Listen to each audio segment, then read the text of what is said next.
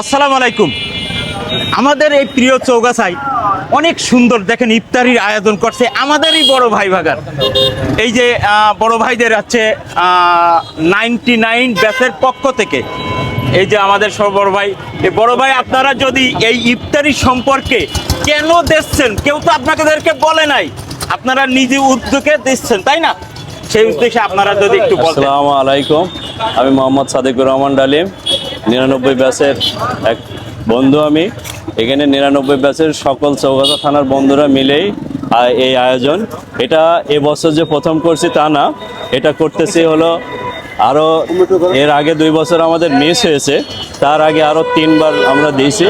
এটা আসলে মানুষকে উদ্বুদ্ধ করা যে সবাই সম্মিলিতভাবে পুরো চৌগাছার বাজারে প্রত্যেকটা ব্যাচ যদি সম্মিলিতভাবে ইফতারি দিত তাহলে আমার মনে হয় প্রচুর রোজাদারের উপকৃত হতো।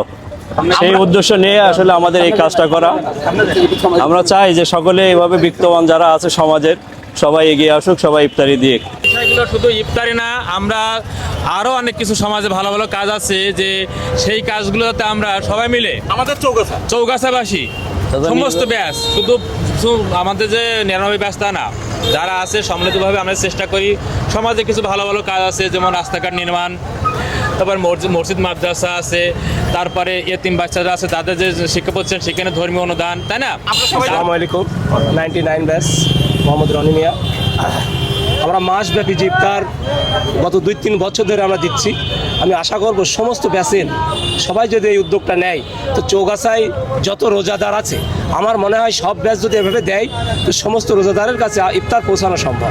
ইনশাল্লাহ এই পথচারী, বিশেষ করে যারা পথচারী, আমরা তো চৌগাছাবাসী, আমাদের তো আলহামদুলিল্লাহ যাই আছে বাসায় আছে, আমরা চেষ্টা করব পথচারী যারা যায় তাদেরকে যেন আমরা ইফতারটা একটু দিতে পারি। 99 ব্যাচের আমি কাটরা মাধ্যমিক বিদ্যালয়ের স্টুডেন্ট। আমরা এখানে মাসব্যাপী আমরা এখানে ইফতার মাহফিলের আয়োজন করছি এবং দিচ্ছি, চেষ্টা করতেছি। আমরা পুরো মাস দেবো, আমরা দেবো, ঠিক আছে।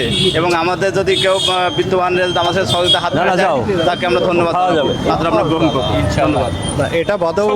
এটা বাদেও আল্লাহর রহমতে আমরা অনেক উন্নয়নমূলক কাজের সাথে জড়িত আছি। আলহামদুলিল্লাহ। এটা